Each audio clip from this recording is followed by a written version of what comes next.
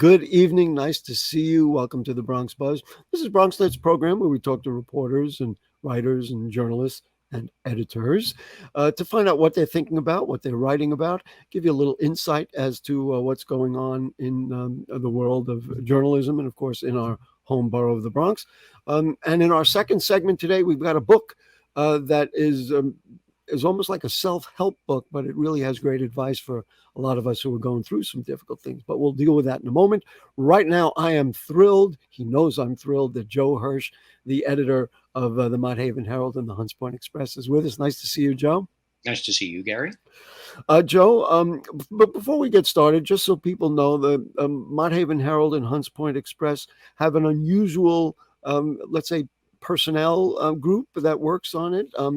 Just give a little background for people who don't know, because they may see the Mott Herald and Hunts Point Express online and then say, who are these people? So who are the people that work on the paper? So the publications have been around covering the South Bronx neighborhoods, the adjacent neighborhoods of Mott Haven, Melrose, Port Morris, Hunts Point, Longwood for 17 years, since Wow, 2006. I didn't even realize it. And we started out with strictly the Hunts Point Express, and it was reported on by undergraduates in the journalism and communications program at Hunter College.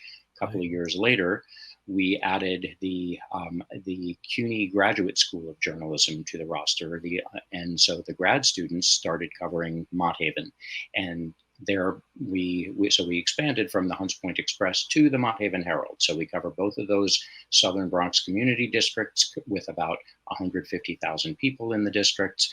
And from semester to semester, our staff changes depending on the students who are enrolled in our classes covering the neighborhoods for us. And I have been editing the papers over these years. As you know, and as viewers of this program know, we've had a number of those budding journalists on the program. What I'm most excited about is many of them come from other places and come to the Bronx and say, wait a minute, there's a lot going on here that nobody knows about. And some have said they want to stay. Others are simply inspired. And it's almost like helps promote the Bronx elsewhere. And I just think it's fabulous.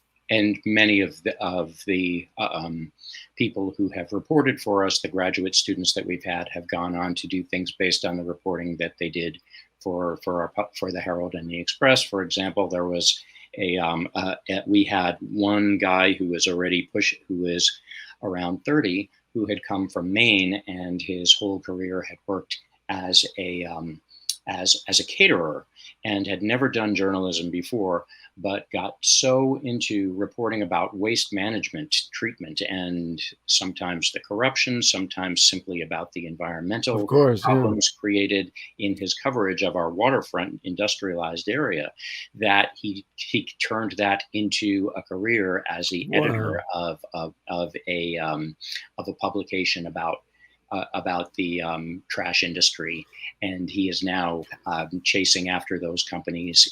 We inspire people all the time here in the Bronx. Anyway, a perfect segue. You wrote a piece: federal funds will help establish climate resiliency hubs in the South Bronx. Young people will lead the way. I thought it was fantastic that our friends at Nos Cadamos have been given a grant. Tell us all about that and what this is all about, especially if it involves Bronx young people. Gets me right here. Right. Well, the young people is certainly the core of what's going on here, because the NOAA, the National Oceanic Atmospheric Administration, was taking applications over the last few years for projects to try to fight climate change across the country, and they accepted a mere 5% of the grant applicants.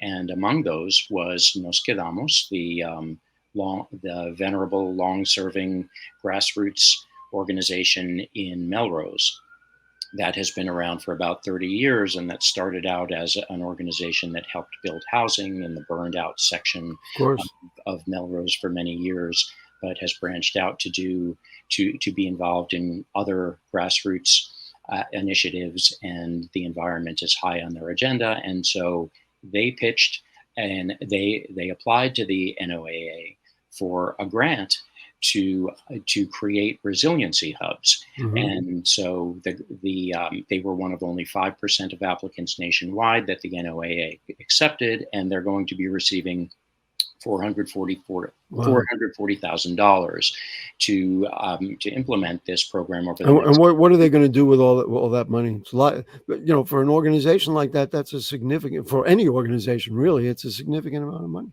That's right, and the representative from the high-ranking exec from NOAA came out to say, in fact, that Nos Quedamos was the first organization in the Bronx to receive such an award, and they are going to create resiliency hubs in 3 locations: one at a community garden in Hunts Point on the Hunts Point Peninsula, another in Mott Haven at 138th Street, and one at the Nos Quedamos headquarters, where they are going to have renewable energy, and they are going to have gardens and grow food, and they are going to serve food, and they're going to have fresh water, and they're going to have cooling. So these are 3 centers that are specifically geared to try to help out in the event of the kind of climate emergencies that we have been seeing more and more of. And the key facet that distinguishes this from other types of similar programs is the fact that there are a dozen young people, primarily in their teens, who are spearheading it and who are going to be presenting, who are going to be organizing locally, and who are going to be creating and hosting events.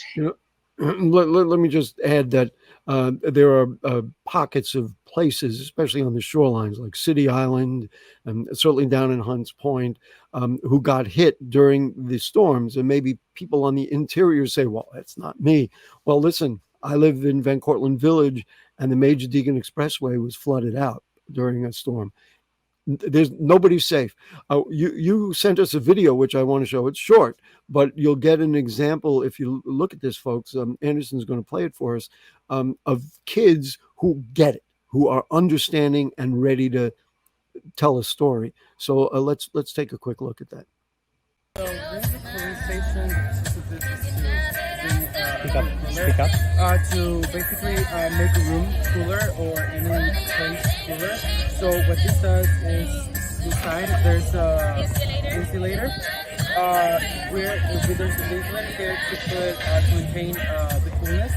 So when we put, let's say, ice in there, a bag of ice, we close it with this and we put the lid on, and we put a fan on there. To put the fan will conduct the air outside, the warm air, the ice and the insulator will be cool, and then the tube right here will direct the air to the room or to the place where you put this. It will throw cool air into the room. That's I'm applauding because basically for families who aren't fortunate enough to have air conditioning, how brilliant. I mean, and these are our Bronx kids. So basically they put the ice in there, they put holes in there, they put the fan on top, just like the fan in our air conditioners, and it blows it out. And they put 3 pipes out the side, and they fasten the pipes to the outside of the paint jar, of the paint bucket, and the cool air blows out, and that's the best people can do. This is it's worth $440,000. I'll tell you that. Just fantastic. I was going to mention to you before the show, Nos Quedamos is one of the legendary organizations that we just featured on Bronx Talk because they opened up 1 month before BronxNet opened up on its we're on our 30th year. So we were both on our 30th year, and we talked to Nos Quedamos about housing and all the other things they do. Anyway, so that was one story. Another story I wanted to mention, and you were telling me about, I wasn't aware of this jail barge, which has been out there. You were saying that it's going to be closing, and people have been calling for it to be closed for a very long time. What is the status of that? And is there a story coming out, or is it out? I didn't see. There's a story up on the Hunts Point Express that was just done by Stephen Wenzel, a reporter of ours, and it was just posted up on our site as of this morning. Okay. And it is. And by the way, we're recording this on 9/11, Monday, 9/11. Go ahead. Yes. So the Vernon C. Bain Center. was moored in the East River behind what subsequently became the fish market as part of the sprawling Hunts Point food distribution market. And it was back in the early 1990s.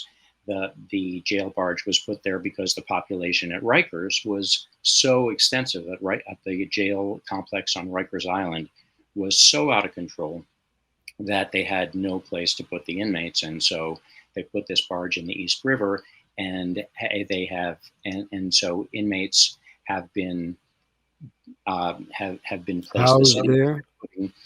Have been putting inmates in the jail barge, really out of sight, out of mind of everybody, because it's in the industrialized area of Hunts Point, far from. Let's put it this way: it's one of many issues at Rikers Island, and as part of the whole correctional facility out there. So so for many years, advocates. It should be pointed out too that, of course, Spofford, what they called Spofford, which was in fact the Bridges Juvenile Justice Center on Spofford Avenue in Hunts Point, was one of only 2 juvie jails in the left open in the entire city before that was closed in 2011. So it's hardly unique for Hunts Point to be facing issues of jails that are obsolete. I don't want to run out of time, but so basically it's going to be closed, and then the question is, what's it going to be? Now we know that Spofford was turned into what should be a very wonderful housing project, affordable housing and everything else. But you were telling me before the show that there is some concern that this could become migrant housing. For me, that's not a big problem, but I don't know. Well, here's about a minute. Okay, status is that they're closing the jail next month. They're going to be closing it in October. It's not yet clear what the date is. The correctional facility won't say. And the 500 inmates in the barge are going to be moved to Rikers Island, along with the 200 or so correction officers. The jail abolitionists are irate at the fact that the inmates are going to be moved to Rikers. But at the same time, the closing of the barge is something that the elected officials and residents of the neighborhood, that everybody has been behind. Everybody wants the jail barge closed because it's an abomination. But then what it's going to become is going to become the problem. Nobody knows what it's going to become, and some in the advocacy community are fearful that the city is going to figure out a way to harbor people and that means potentially migrants, given the question about the issue of housing migrants. And listen, and it's a huge question. Joe Hirsch, Mott Haven editor, Mott Haven Herald and Hunts Point Express, you're the best. Thank you so much. Please come back. You will. I know you told me in a couple of weeks I got something else. We'll get you back, and we'll get some of your reporters here as well. I'll be here. I'll be there, Gary. You'll be everywhere. All right. Thank you so much. We're going to take a short break, and then we're going to try to be the difference. That's the name of the book. And there's a couple of Bronx authors on there. Should be interesting. Don't go away.